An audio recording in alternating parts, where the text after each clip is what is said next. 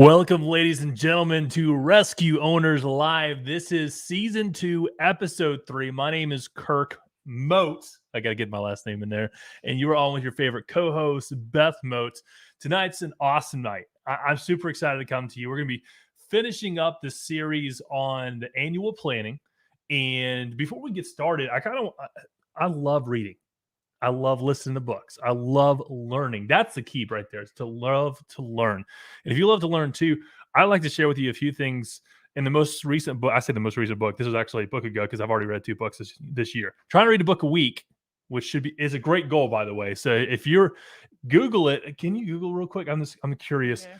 Google the average CEO, how many books they read in a year. I'm not sure how you say that, but books, how many books does a CEO read in a year? I'm just curious. This is live.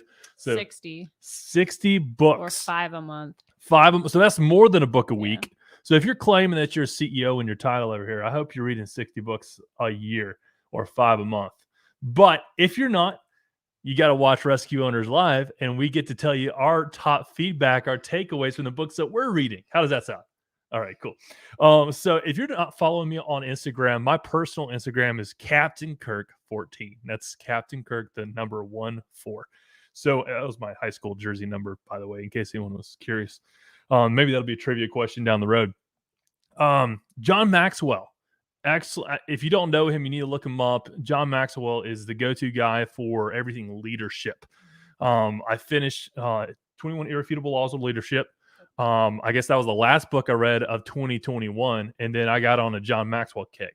So I started reading a few of his books. And the one I finished first this year was The 5 Levels of Leadership. Incredible book. Have you started that? Are you reading that now? No, I haven't yet. Okay. So I'm going to give a little spoiler to you, all right? So it's all good.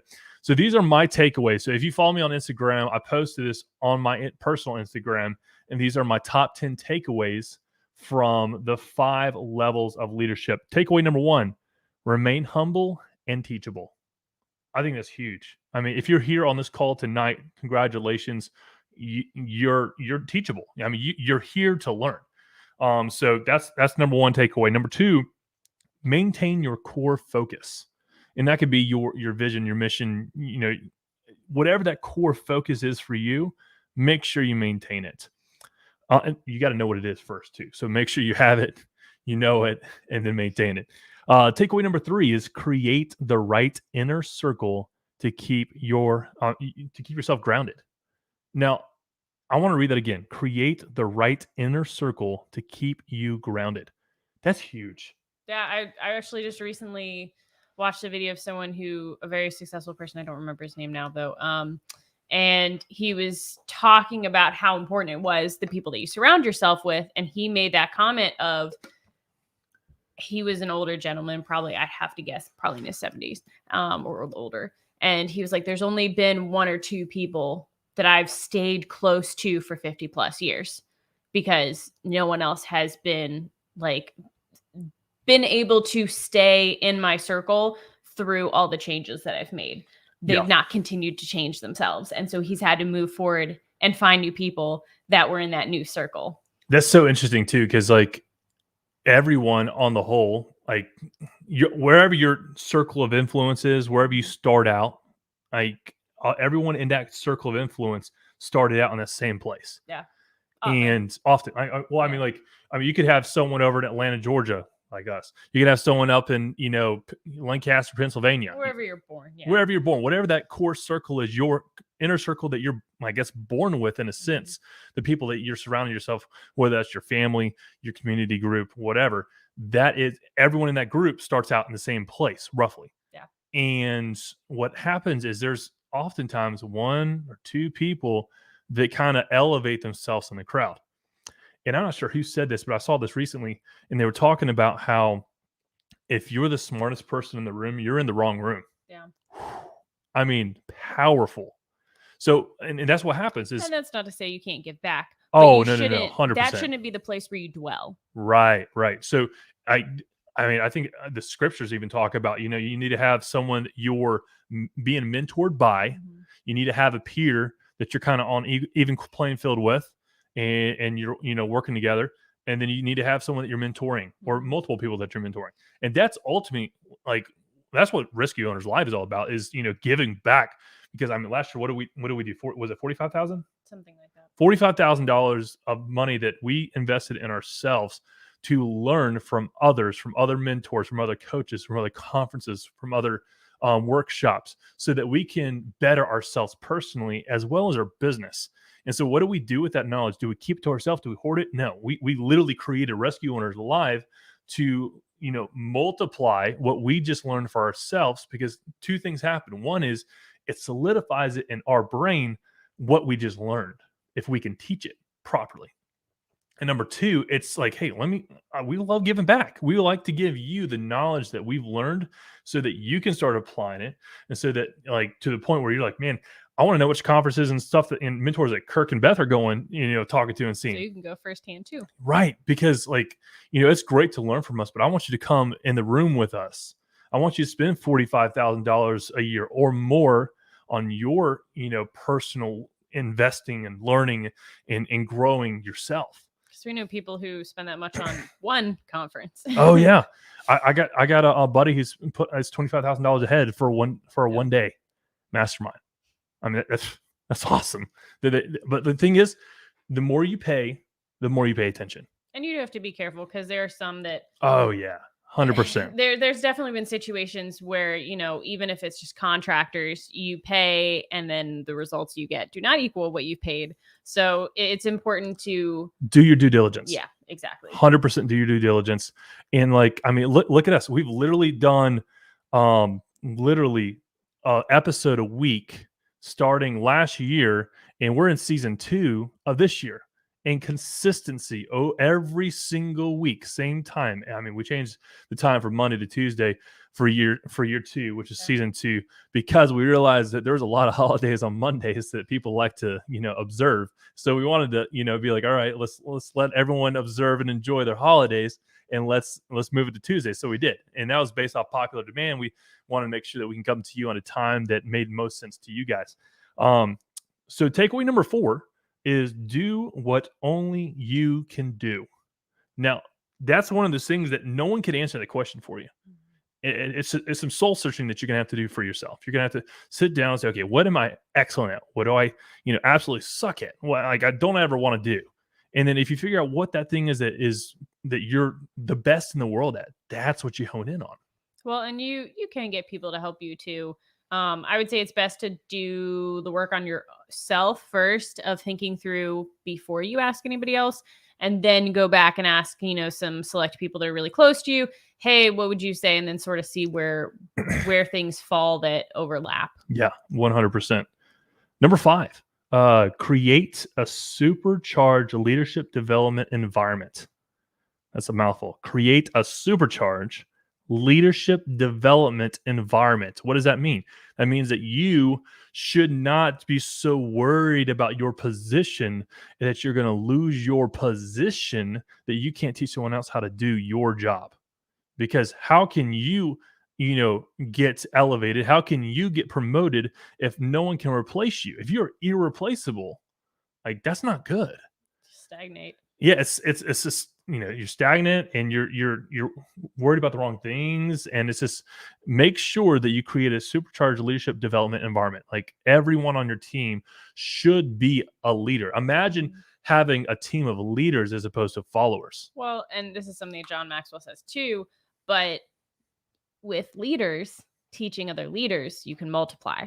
Yeah, instead of when you have leaders just teaching followers, you're only adding. Yes. And if you think of even how people say, if I teach one person and tell them to teach 10 more, and then those 10 people to teach 10 more, how much more will that exponentially grow than if one person teaches one more person, teaches one more person? It becomes much slower process that things get spread out and disseminated.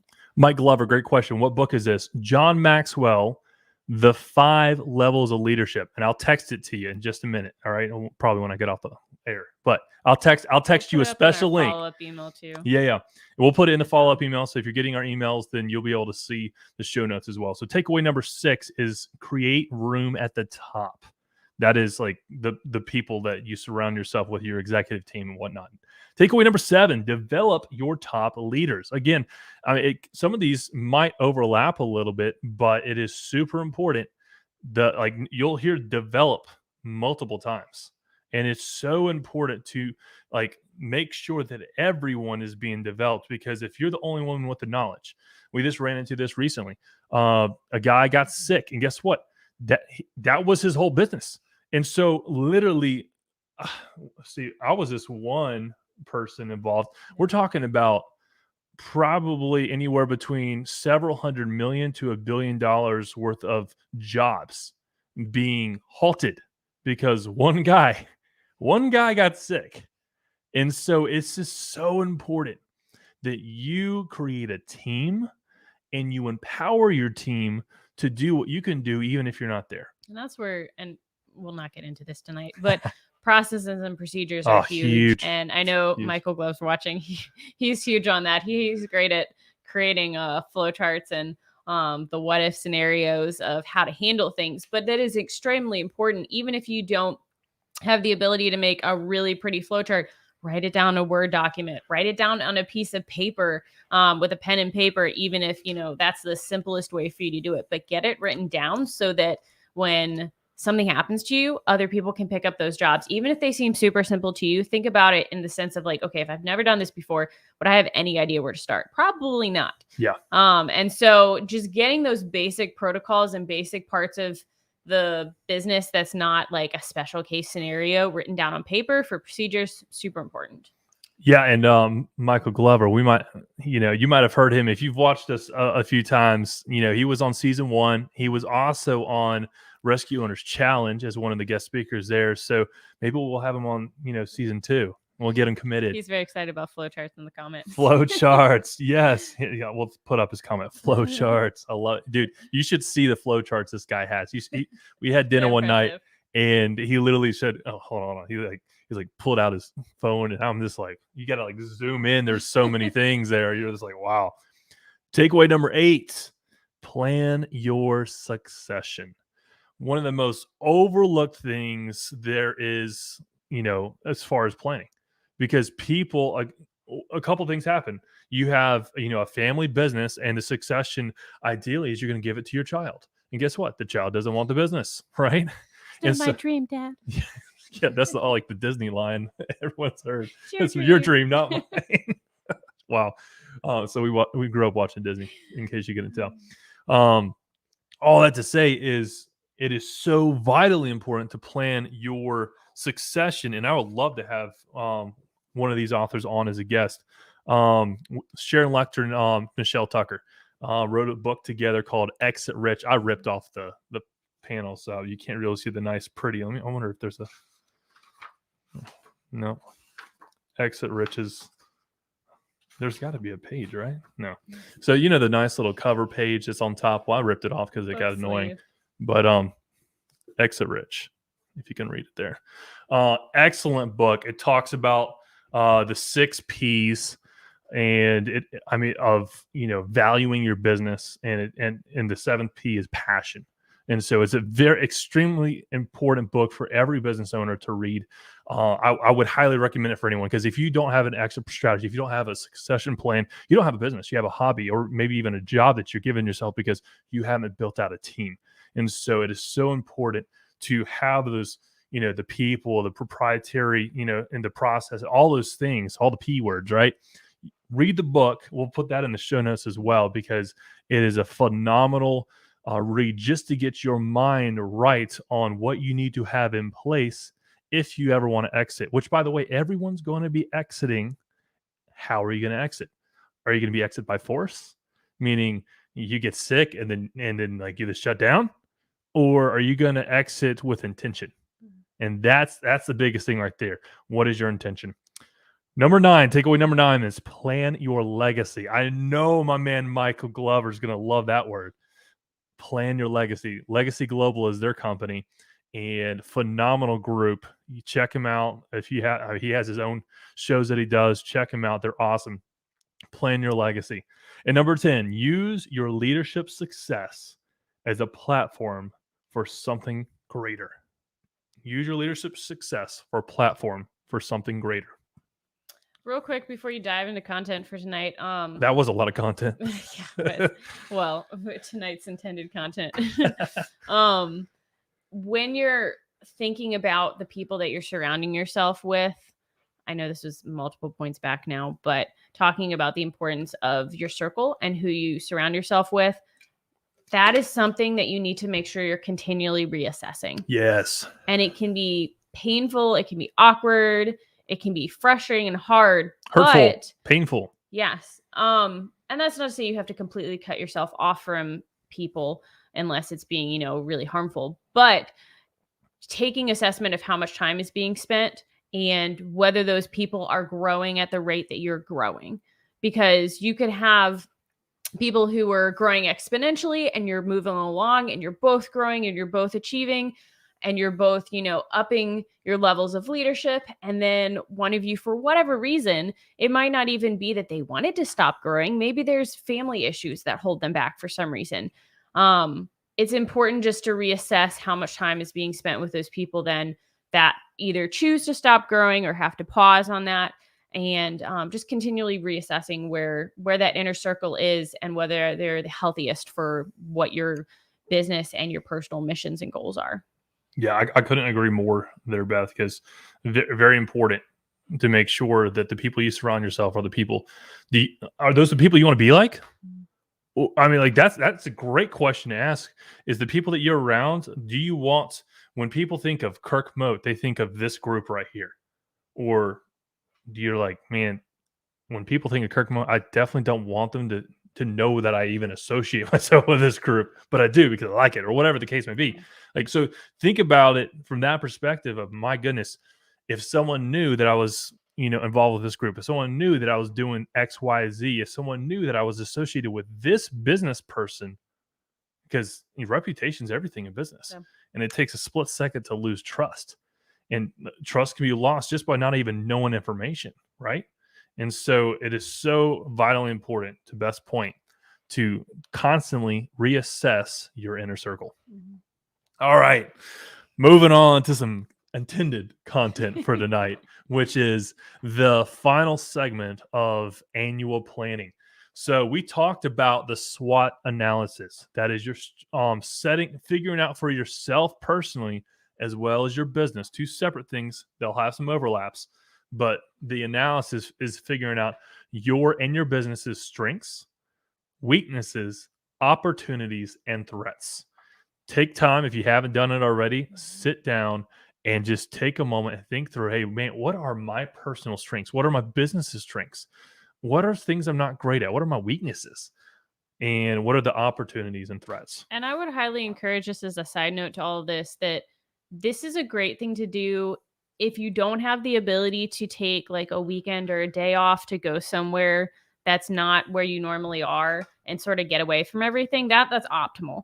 If you can't do that, which a lot of us just don't have the ability to because either you're too crazy booked or, the kids or whatever, taking time, getting up maybe an hour before everybody else is going to be up or an hour after everybody else has gone to bed, I'd say morning's probably preferable.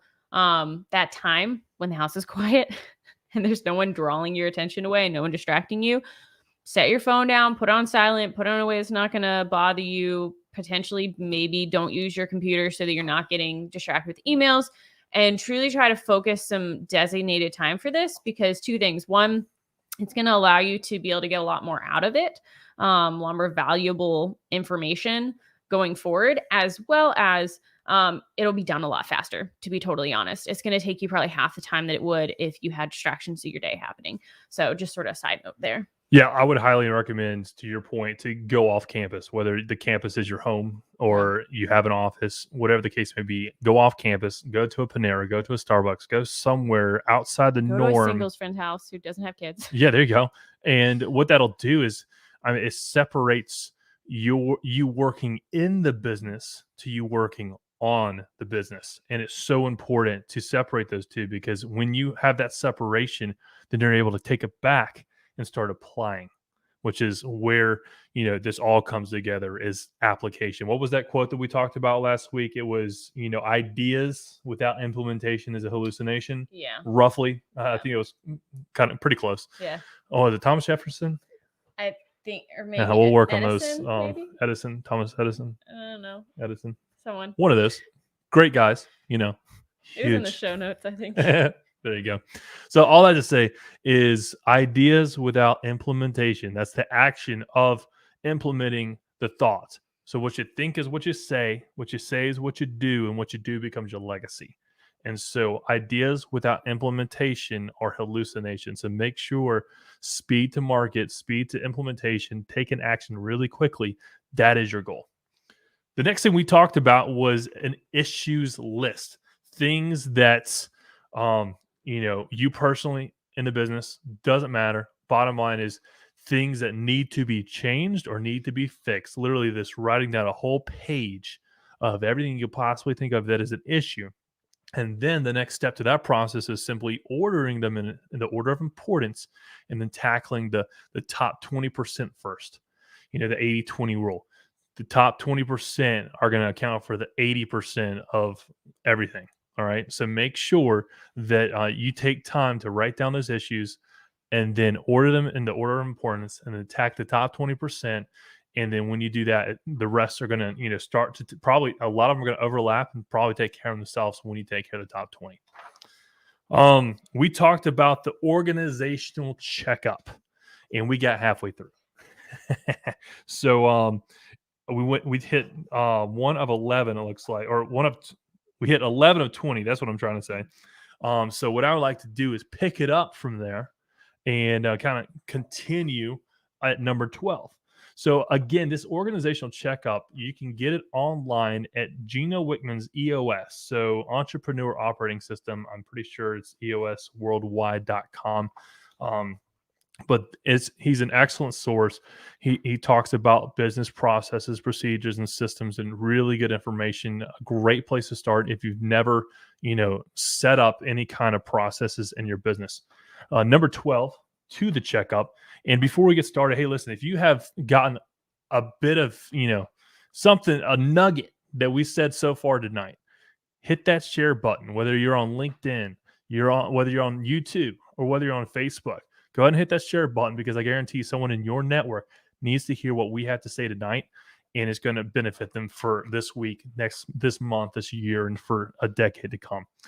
Number 12 in the organizational checkup, everyone has rocks 1 to 7 priorities per quarter and is focused on them. Okay, now listen, if you are not involved or have ever read Traction, rocks is you live in a 90-day world, okay? And that 90-day world is essentially, what are the top 1 to 7 priorities that I have for this quarter? And we call them quarterly goals, quarterly rocks, whatever that work looks like for you. The idea is the next 90 days, what is the top things that you need to accomplish to be a success in your mind for this first quarter? What it does is it really helps break down those I want to lose 100 pounds this year goals into I want to lose 25 pounds in the next 90 days. Yes. And obviously, these are business goals, but the lose weight one is a huge one every New Year's. Well, and I would argue that that's part of business too, because to the extent you take your body seriously, you'll take your business seriously. But the idea with the rocks, going back to that, is just that you're taking a goal that's like really large and sort of ambiguous in the sense of, how you're going to get there, and saying, here's this smaller goal that's much more attainable that I can make a really clear path to get to. And so it also gives you a checkup of that quarterly check of, hey, have I gotten done what I need to in order to complete the goal by the end of the year? And so it allows you to have a little check-in, a little touch base with yourself, a little moment of truth of, hey, have I done what I need to? And if the answer is yes, awesome. If the answer is no, okay, what do I need to change? How do I need to change what I'm going towards now each quarter in order to still make that happen? And so it gives you a touch point that a lot of times people don't have until December, where they go, oh, dang, I still have 80 pounds to lose. Yeah. And then they try to like crash diet it, but it's Christmas and you're busy and it's the holidays. You And so want to eat some sugar. same thing with your business. You have these big goals and lofty goals of what you're going to achieve. And if you were to make a certain number of calls every day, or you were to sell a certain number of things each week, or create a certain number of programs each month, then they would be completely achievable. But if you wait until September, you can't make up for the past 7 months of things that weren't done. Yeah. So rocks important. Very important. No, I love that. Got excited about yeah, the you just rocks. went on a roll. I just kind of took a step back and just observed. That was pretty good. Very important to have those rocks because without them, like you don't have a direction. I mean, obviously the direction should be your vision, your mission, your core values. But if you don't have, like, first of all, you got to have those. Or you just that's non-negotiables, right? But how do you get to the mission? Like, how do you accomplish? How do I create a world where no one dies from sudden cardiac arrest? Well, you got to reverse engineer that. We know that 80% of out of hospital cardiac arrest happen at home. So how do we get a defibrillator in every home? And then we start reversing engineering that, and then we start figuring, okay, are these legislation? Is this new ordinances? Is this creating a certification? Is this like literally rewriting people's thought process of $1,300 for a defibrillator? I spend that much on an iPhone, right? Well, and maybe some of the stuff is things that are outside of scope of what you as a person or you as a business can take on. But then you can sit down and say, okay, well, what steps can I take right now? What are some steps that I could take, if I put certain things into place? And maybe that's as simple as, hey, after every single class that I teach, I'm going to talk about the 80s, mention them being in my home. You have to have one in your home to be able to say that, but say, hey, I have one in my house. I highly encourage everybody to have one of these in their home. Hey, I have one on my boat. I highly encourage everyone to have one on their boat. I have one in my office. I highly encourage everybody to have one at their office. If you don't want to have one, talk to your boss, tell me their information. Happy to contact them. And then follow up with an email. Those are super, super simple steps that don't require legislation or working with insurance companies or any of that. And I definitely think that's important to do that down the road. But those are steps that anyone can actively take right away. Yeah, because if you take the time, and I just lost my train of thought. Oh my gosh. Like you just went so deep, and then I was trying to like circle it back around. Take the time. I don't know. You might just need to go straight into the next question. Oh my gosh. You look so confident when you started. It was great too, because like Beth was talking to me the other day. She's like, Kirk, listen, when you have someone talking, and especially when you have someone interviewing, like you're interviewing them, make sure to recap what they say before you move on. It's respectful. It's like, and so that was my intention, is to recap. And I just failed miserably on that one. Okay. Yeah, we'll move on to the next one. Everyone is engaged in regular weekly meetings. This is so powerful. Now, we actually have daily meetings. So we have an executive meeting, we have an office meeting, and then we have weekly. Those are two daily things. And then we have a weekly, which is the sales weekly report. And I would say the key to a good meeting is it actually being beneficial. Yes. So that can mean, like, for example, our daily meetings are super short. So short. Super short. We've had it between minutes. 5 and 15 minutes. Like we don't waste time on meetings. They really shouldn't be longer than that because for the daily. If it takes you an hour to say something, my goodness, you need to go to some communication school or something. We all know people who come back from the regular office job and they go, oh my gosh, I was in meetings all day and all this stuff could have been sent into emails. Right. You don't want your employees saying that. You don't want yourself saying that. And so it's super important to have a clear plan and way that you handle the meeting so that it's productive. You don't get off on side trails and you stay focused on the things that are actually going to bring results.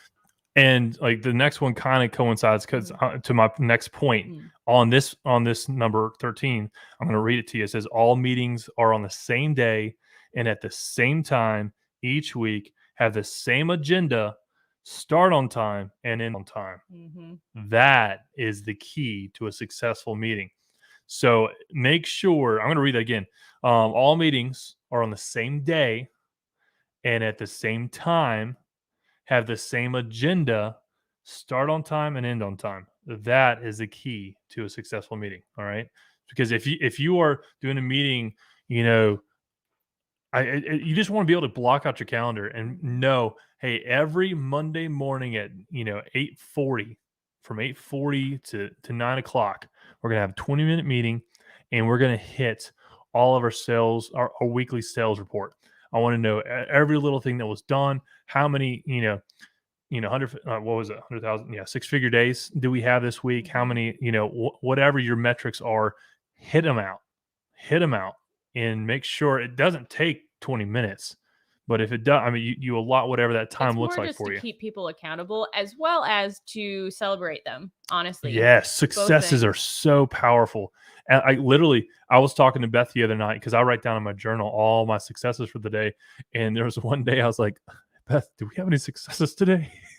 And then she was like, yeah, we did this, this, and this, and this, right? So like, it's really important for you to realize that you did have successes today, no matter how small, and to record them, because you're able to look back and be like, man, whenever times get tough, whenever things get hard, be like, man, remember the first day of this year, remember the second day of this year, remember the second week of this year, remember what happened on that day. You can go back and it's like history for a success journal. And that's why it's important to have these in the morning, first thing. Yes. Because it starts the day off on a positive, good note, and it gives people something to aspire to either achieve or surpass that day, and as well as it starts off on a win, essentially. So powerful to have that win, as well as what gets measured gets accomplished. So if you're not measuring how many calls you're making, if you're not measuring how many appointments you're setting, if you're not measuring how many demos and meetings you're actually attending and doing,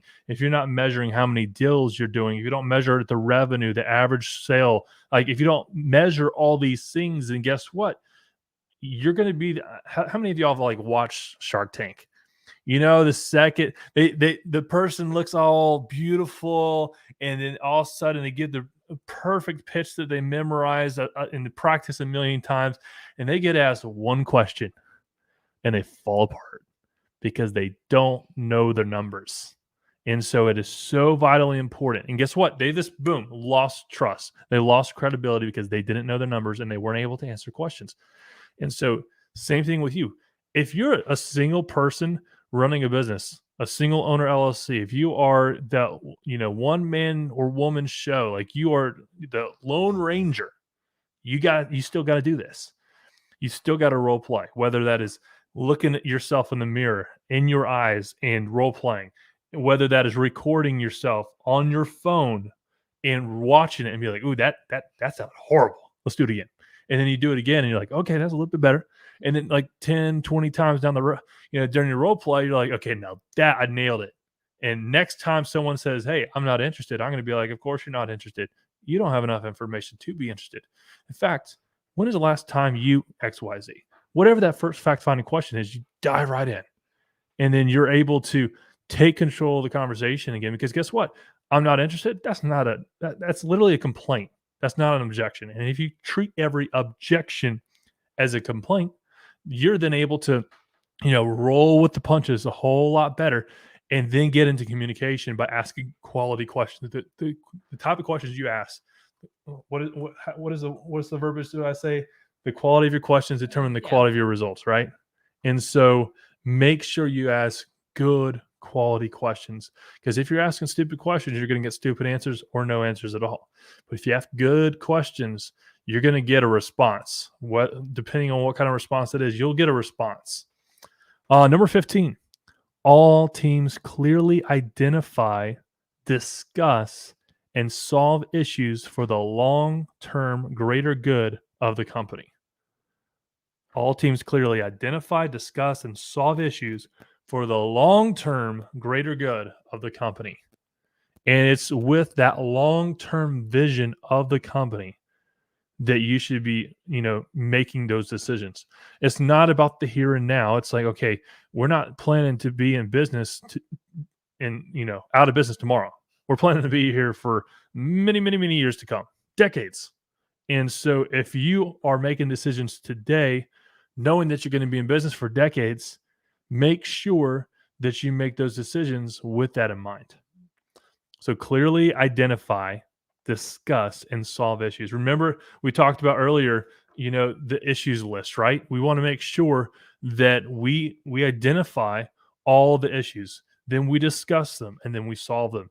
But again, we're going to order them in importance to tackle the top 20%. Well, and that allows for responsibility too, because in that process, you're naming who all is going to be part of the process of getting those issues solved and by what dates. And Right. so when you follow up again in your effective and timely meetings, you can find out exactly where everyone is, if it's on track or off track, and be able to move forward from there with everyone very clearly knowing what they're supposed to do and working together towards those goals. Yeah. Super vitally important to make sure that you do these things properly, because if you don't, like, what gets measured gets accomplished. I can't say that enough. And if you're not measuring, then you're not accomplishing. So, or there's no way to tell what you accomplished if you're not measuring, right? Number 16, our core processes are documented, simplified, and followed by all to consistently produce the results we want. Super important. They are documented, written down. Flowcharts. Yeah, Michael. You got your flow charts, you got your org sheets, right? Make sure that they're documented. And we love Google Drive because we can share them with our team, right? And so when you're able to share these documents very freely, so documented, simplified, like, you do not have to overcomplicate a process. Keep it as simple as humanly possible. You want to make it so that if someone's kid came in, they should be able to figure it out. If someone walks on the job for their very first day not knowing anything, they should be able to figure it out. You want to keep things as clear as humanly possible. Love it. All right. So number 17. Did I say that already? No. We have systems for receiving regular feedback from customers and employees, so we always know their level of satisfaction. Very important that you have to have a system to receive regular feedback from both your customers and employees, because you need both. And I would even add vendors in there. Yeah. So customers, vendors, and employees. Those are the three factors of your business.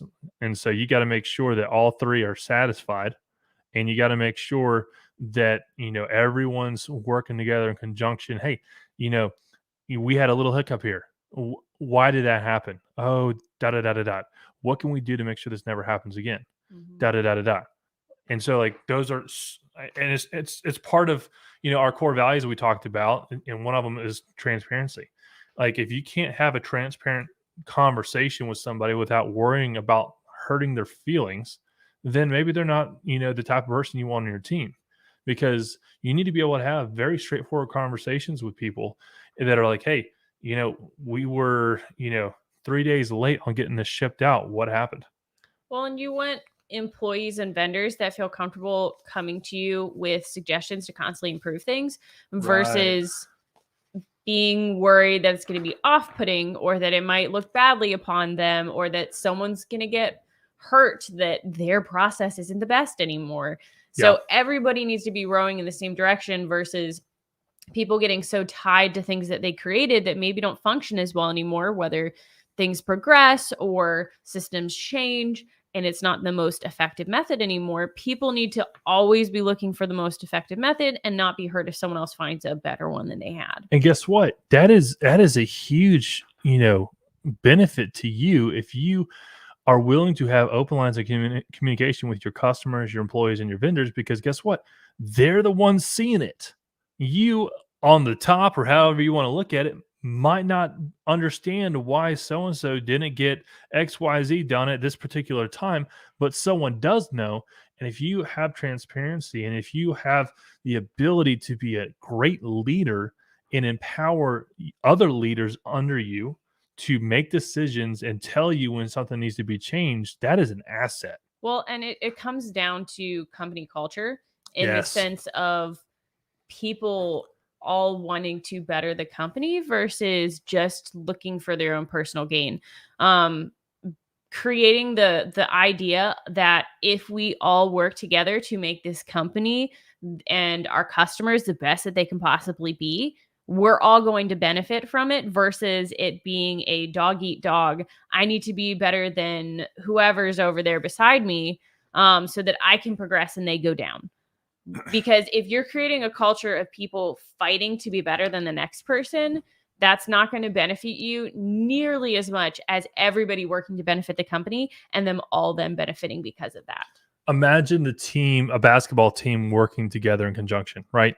Or a rowing team, Or all a row. rowing in Oh, the that's same great. direction. Yeah, all row in the same direction. If you have someone in the back like pulling off to the side because they want to do something else, that's going to greatly deter your effort. It's going to create drag, which I think is the actual technical term, which is very, very, convenient, because imagine an employee dragging the company back, right? Mhm. Because they're not willing to row in sync to the rhythm of your vision, your mission, and your core values. And if you got 2/3 of employees in the workforce in the United States are disengaged. That's including your employees. You might be one of them. And so, um, of those 2/3, half, so 1/3 of all people are actively disengaged. What does that mean? Those are people who are actively rowing the opposite direction.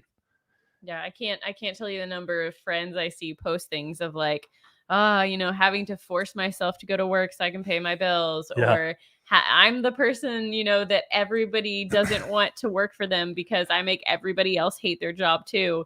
And it's like that's so common. That really is truly common. And so you got to be willing to be constantly looking for new people and constantly ready to hire as well as fire if someone is being detrimental to the health of your company and your employees, because you truly should be able to see each other as a family, and you shouldn't want anybody who's going to hurt them stay around. Yeah. And by the way, if they violate one of your core values, one time it's a verbal warning, second time it's a written warning, and the third time they fired themselves Mhm. because they understood the level of commitment that they needed to have to this corporation. Because guess what? We're not here for they're not here to make our dream come true. The corporation is here to make their dream come true. And if they're not able to fit within, the rules of the game, the culture, then there's no way that we can all be rowing in sync. Yeah. Number 17. We Nope. Yeah, that's what we just covered. Number 18. A scorecard for tracking weekly metrics and measurables is in place. And so a scorecard KPI. is their vernacular for a KPI, key performance indicator. Okay. So what are your key performance indicators? And let me see if I know I have it pulled up on my other screen here. Let's see what it says. So I got all kinds of metrics, and I'll give you a few of them.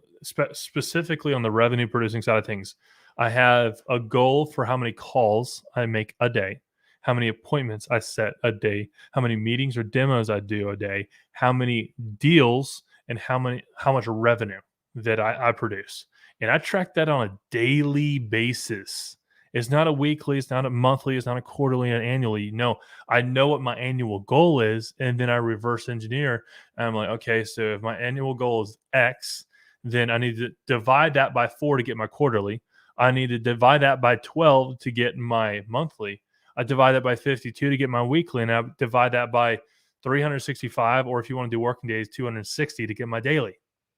And then you just work the numbers. And these are some of the numbers that we go over in our weekly meetings so that there's, again, accountability, because it's not pleasant to put in numbers that don't match what they should be Yeah. for yourself. Yeah. But it's really unpleasant to be able to have to say, oh, I had 40% completion, or Yeah. I had 60% completion. But what's to another great person. is, guess what? You look at the revenue at the end of the week or at the end of the day, because I do this daily, right? So I'm doing this on a daily basis. Okay, I made X number of calls today. I did 2 appointments. I had no meetings. Oh my gosh. I did this many deals and this much revenue. And what does that tell me? That tells me that with that particular ratio of calls to appointments to meetings to deals, I can now go back and say, oh man, if I had actually hit my goal calls that I set for myself, this is how much revenue I would have had based off of my actual close rate.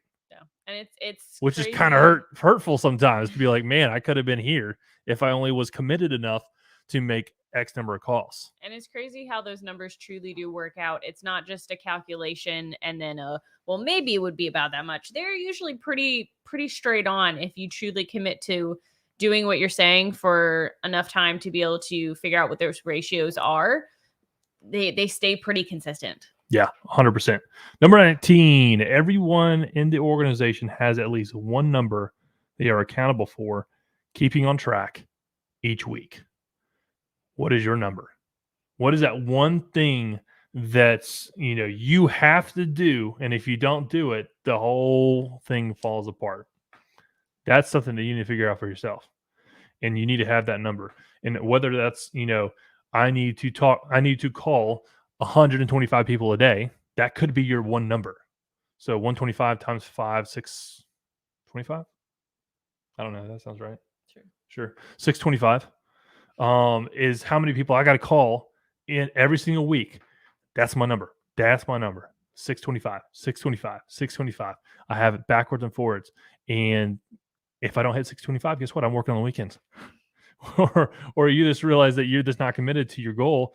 And if your vision is big enough to create a world where no one dies from sudden cardiac arrest, that's a massive goal. If your vision is that big or bigger, then you need to create a team. You need to have a number. You need to develop yourself and measure all these things.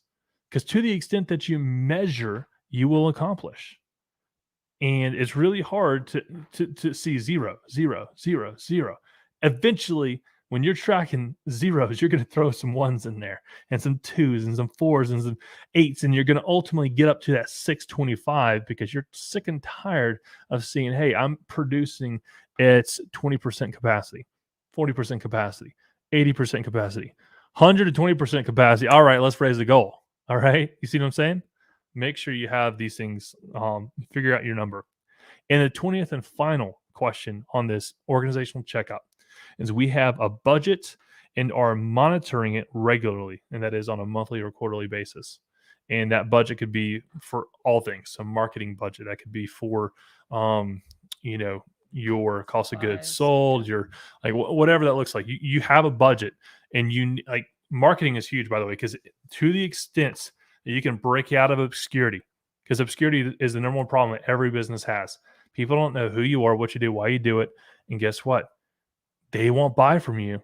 Everyone's a buyer. It's just a matter of figuring out what they're buying. And if you can figure out what they're buying, you sell it to them.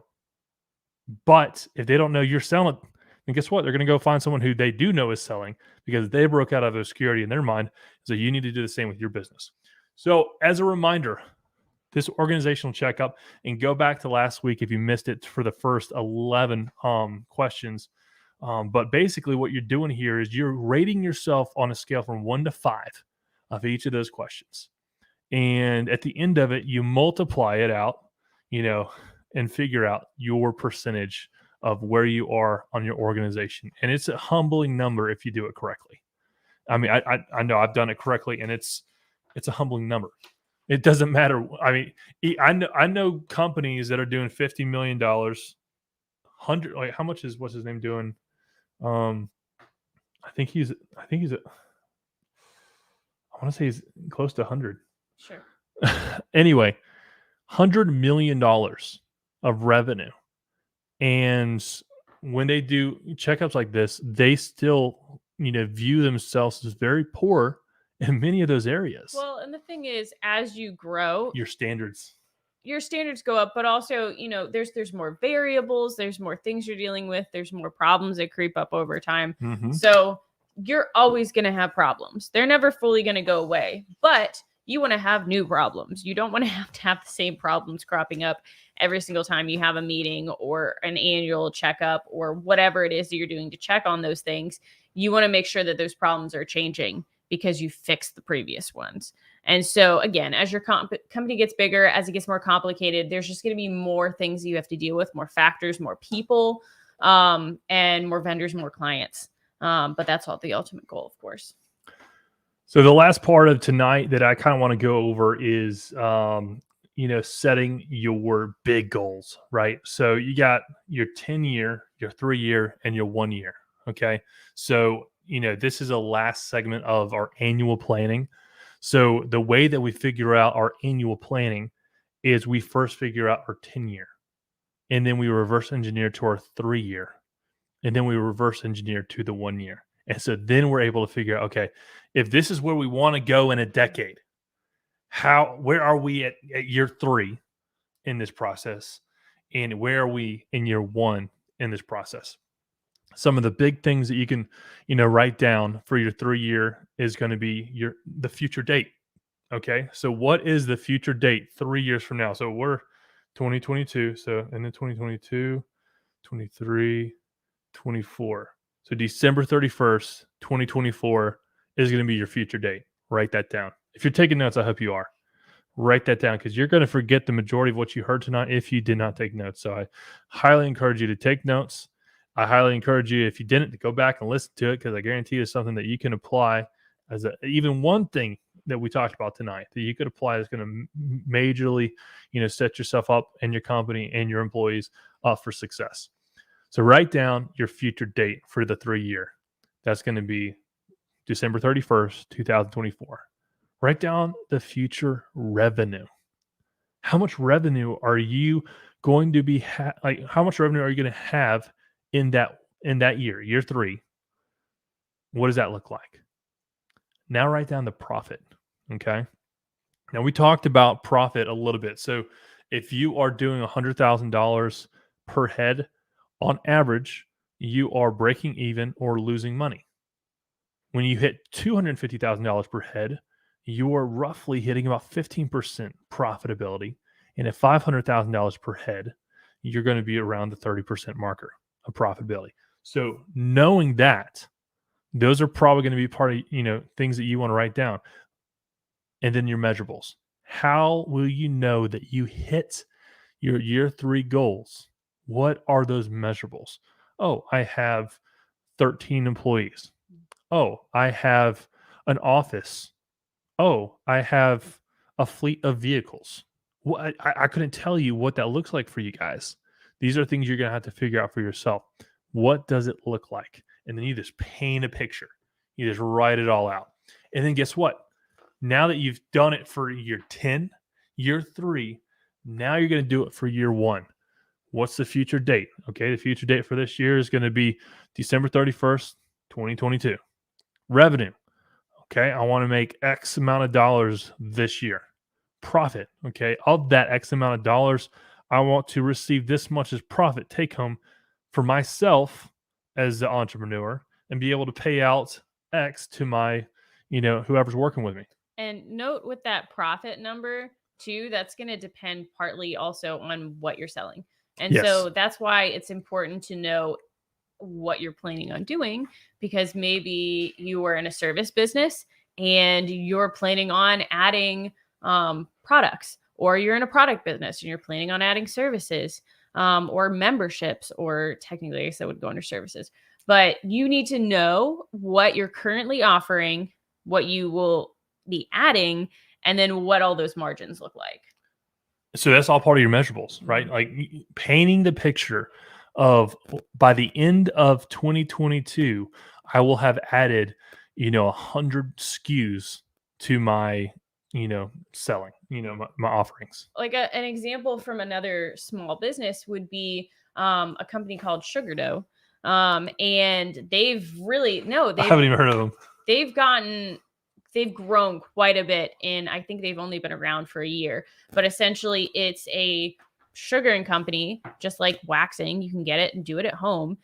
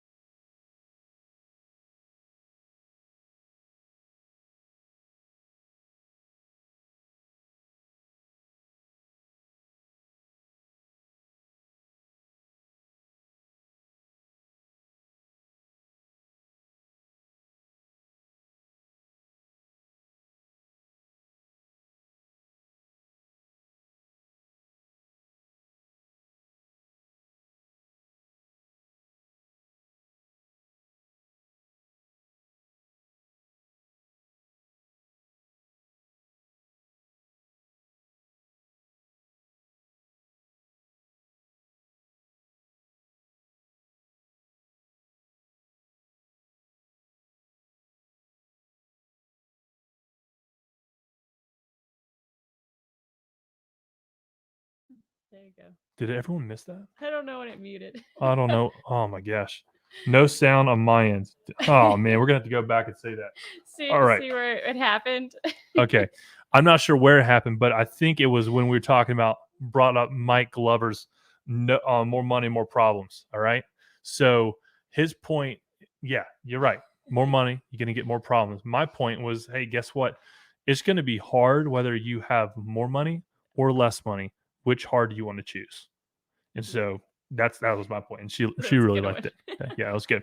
But so we mimed that. we mind that. So everyone's like, Gotta I'm be not sure careful. what happened with the I something think must you have just got. leaned on your computer. That's You messed up the I sound. guess that was me. I take full responsibility. So to wrap up year one planning, so 1 year planning from now, you need to have that future date. So December 31st, 2022. You need to have that revenue. You need to have the profit that you want from that revenue.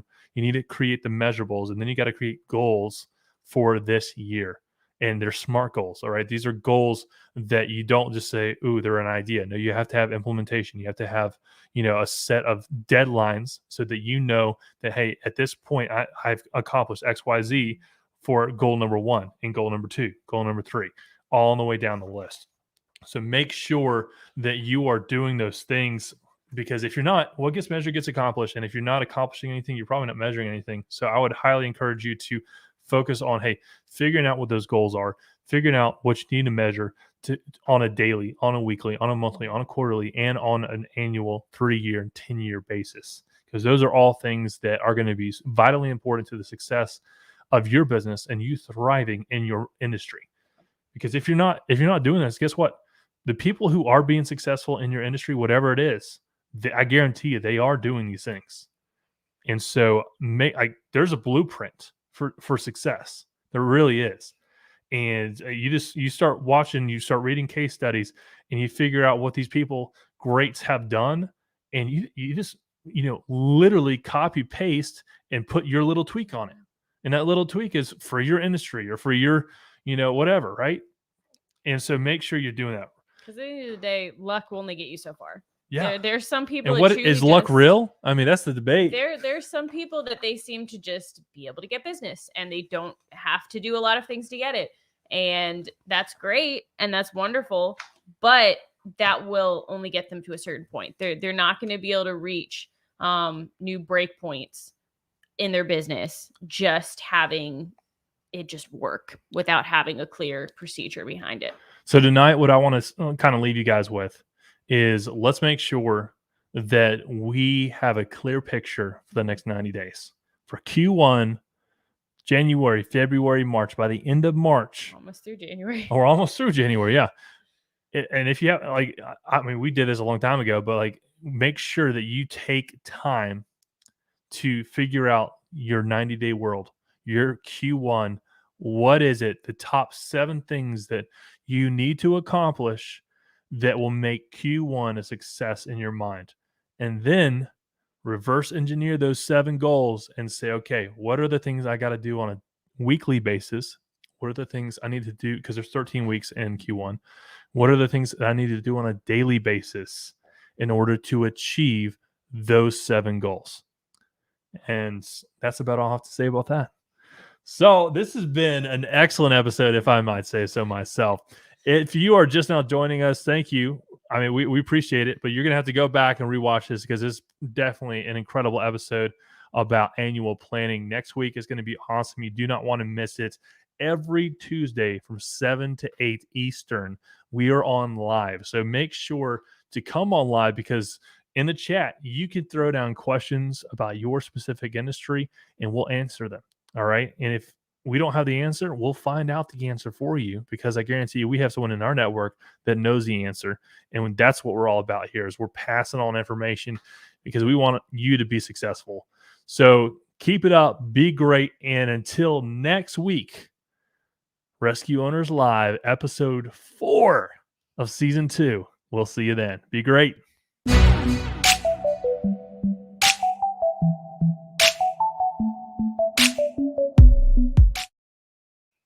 As a CPR instructor, you probably get asked how and where to buy equipment like defibrillators and first aid kits.